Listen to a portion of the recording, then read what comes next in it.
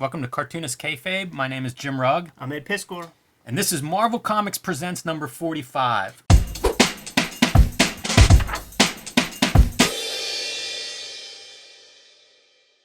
Why do you have this random ass issue before us, Jim? This was on my list for a while, Ed, and I finally caught up to it this weekend. So, Marvel Comics Presents, for anybody that's not familiar, is just kind of an anthology series that was published for, I don't know, 8 years or something out of Marvel. Usually featured a popular character like Wolverine in the title slot. There would be new talent, there'd be old talent, inventory stories. It was just kind of a hodgepodge of rotating stories. And so the first thing I would point out on this one, this cover by Kevin O'Neill.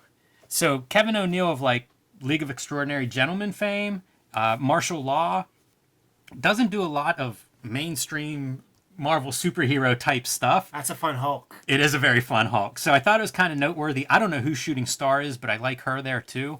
But that's the first thing that stands out on this. And this is a gray era Hulk. So this is the first comic book I bought is Marvel Comics Presents 26, and this was bi-weekly. So it would have been about a year before this issue would have been my first issue, and I bought it because of the Hulk character I liked. Didn't realize that it wasn't an all Hulk comic, but that's all right. So go inside here. Wolverine again in this title sequence, and drawn by John Buscema, inked by John Buscema. He did a few, inked himself once in a while, but usually worked with inkers, I think, because he was so valuable as a penciler. Always nice to see him inking himself. And one thing I noticed in these, not a hairy Wolverine. No hair on his arms. Yeah, get Scott Williams for that, man. You got comics to draw. You're getting paid by the page, not by the arm hair. This also reminded me of Mark Silvestri. We've talked about kind of Mark Silvestri coming out of like Conan, early Conan comics. And I think that he has that Buscema influence in those early issues and even into his X-Men run with Dan Green inking him. Look at Wolverine. Go back a little bit. Look at Wolverine standing on that energy beam. He's like bridging the gap, man. He's got the claws in this panel border and the feet on there. He's just shimmying down. Very nice. Yeah, like people that climb between two walls or whatever. Wonder Man, not necessarily the reason anybody bought this comic. I never understood Wonder Man. You could always make your shit look good in a cosmic setting. Like, doing stars and planets and stuff is just a beautiful background. Yeah, the other piece is, like, the more ink you put into it, I think the better it looks. So, like, making his figure almost silhouette with shadows and stuff, that was always a way to, like, a mysterious way to make figures and drawings look better. What an awful mullet, too. That seems like an oxymoron. Oh my goodness. Here is what we're here for. This is the most Kayfabest thing I've ever seen. The Incredible Hulk in the main event. Ed, have you ever seen this comic before? No, not at all. No idea. You're blowing my mind right now. So we start out with not the Hulk we were expecting, probably. Right. Not the Gray Hulk, but definitely the Hulk. Like, he introduces himself as the Hulk. It's me, the Incredible Hulk. This is one of those funny things, man. Like, because they billed him as the Incredible Hulk Hogan back in the day, and Marvel had a little something to say about it, especially when the Lou Ferrigno TV show came out and it became more of a merchandising thing. Nah, you're not the Incredible Hulk Hogan anymore. You better come up with some other gimmick. I believe he has like a lifetime deal with Marvel Comics in order to use the name Hulk. Yeah. These deals would be struck. It's the same thing as like the other one that I can think of would be the deal that the Ben Cooper costume company had with Marvel to make costumes of everything. Because in the 50s, there was a Spider-Man costume that is eerily similar to some of the design aesthetic of Steve Ditko. So I bet you there was some conversation and Ben Cooper's like, listen, okay, keep doing what you're doing, man, but give us a discount when we make those like little masks and stuff. Drawn by Herb Trimpe. So this is perfect. Like, Herb Trimpe is probably my choice as #1 Hulk artist, at least the guy that I really think, when I think of picture the Hulk, it looks like a Herb Trimpe drawing. There is a perfect issue of the Incredible Hulk comic, and it's the introduction of that, is it Doc Samson character? Like his first issue. It's inked by Severin. The lettering is beautiful. The only thing that is whack is really like the Stan Lee dialogue that was just filled up everywhere. That's boring, but seek that issue out. let's see who writes this before we go too far. Peter David writing this. So the regular Hulk writer at the time. This is great too, as he introduces himself on the mic. He's saying he's rowdier than Roddy and more macho than the Man. He's the Incredible Hulk. So he's wrestling in Las Vegas. And at the time, the Hulk was Mr. Fix-It. He was an enforcer at a nightclub in Las Vegas. So I guess he went to catch the fights, and he sees this Hulk imposter besmirching his name. So he comes from out of the crowd. This is like old school wrestling. Whenever a Mark would come out of the crowd to challenge the wrestlers, and guess what?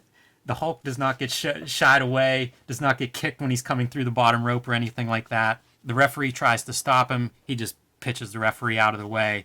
And so Hulk thinks he's going to show this rube what's up. Oh no, man, you're selling it crazy.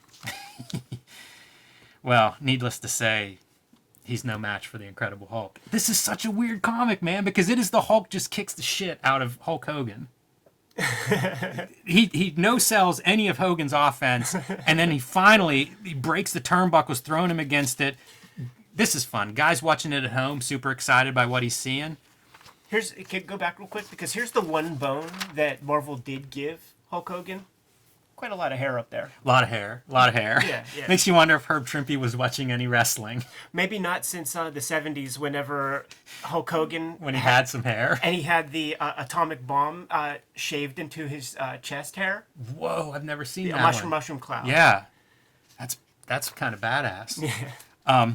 So eventually Hulk Hogan just kind of whips him around and throws him to the moon.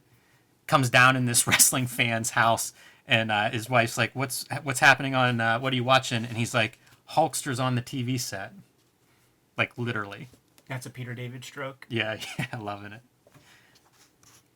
And then they have a few other Marvel imitators wrestling. This seems like Memphis, not Las Vegas. Right. But could be wrong. Ed, what is this comic? Did you know this existed? I just found out about this recently, and it's like, How is this not more well known? Yeah, not at all. Like this is incredible. I put it up there. I would call it my fourth favorite Herb Trimpe comic now. Like after the Iron Man 24-hour comic, the backup he did in an X-Men annual with Bishop, the one that I can't think of right now, and this is up there, man.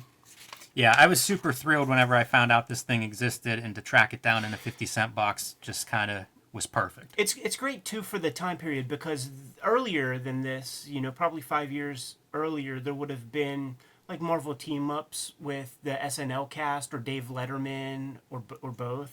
We'll have to dig those out at some point. I have them right there. Yes. I know exactly where they are. But I sort of like this as a change of pace. Let's have some fun with these characters every now and again. This is silly stuff. So, lean into it every once in a while. I was trying to figure out if it had anything to do with Hogan leaving WWF, but it's 1990, so it's before he split and went to WCW. It seems like just a random story. I would assume Peter David driven. He must have had this idea of, why not have a Hulk showdown? It makes total sense to me as a Hulk comic book fan. I love it. So, if you're able to do this... They should have done it long ago. Yeah. If we have a Peter David shoot interview, this may be the only thing that comes up in conversation. So the last one is this shooting star character. Again, not the reason that I bought this book. But Marvel Comics Presents is kind of an interesting title. Because they featured so many of their popular characters, I believe it actually sold well. I think it was primarily a newsstand. Easy sell, it was bi-weekly. And ran for 150 issues or something. It had there was a good scheme to it. You get a couple super popular characters, and you get a couple super popular creators to work on them, and then it was a AAA baseball for young new talent, and a lot of good people came through here, man. So if you come across random issues, just grab them, because if there's 4 stories in each of them, you're going to come away with one home run for sure. Guys like Joe Madureira, Jay Lee showed up there for the first time. As we continue Wizard episodes and start to discover sort of the 90s class of Cartoonist, you'll find out that a lot of these guys came through the pages of Marvel Comics Presents, and you could do worse than putting together a run of the first 100 issues or so. Yeah, there's definitely some noteworthy stuff. Marvel also published a WCW comic book, a monthly comic book, and I'm not sure of the years of that. That was the other thing that crossed my mind is, are they trashing WWF whenever they get a license with WCW? I think it might have been a little bit later on. I also looked at Valiant got a WWF license early on in the 90s, so it might have been around that time. So that was kind of what I was trying to figure out, like what's the motivation for this story, and it could be something like that, WWF license going to a rival publishing company, possibly picking up the WCW license, and so wanting to show their loyalty. So I don't know exactly why they do this story, but that's some of my speculation. It's a comic that we didn't know we needed. Absolutely. Should we cut out of here, Jimmy? Yeah, that's all I have. Oh, man, this is good. I have to go read this thing now. Kayfabers, like, subscribe, and follow the YouTube channel. Hit the bell icon. We'll let you know whenever we have new videos available. You can find Cartoonist Kayfabe merch at our spread shop. There's a link below the video to that. Give me this comic. I'm going to read this thing. Give them the marching orders, Jim. Read more comics.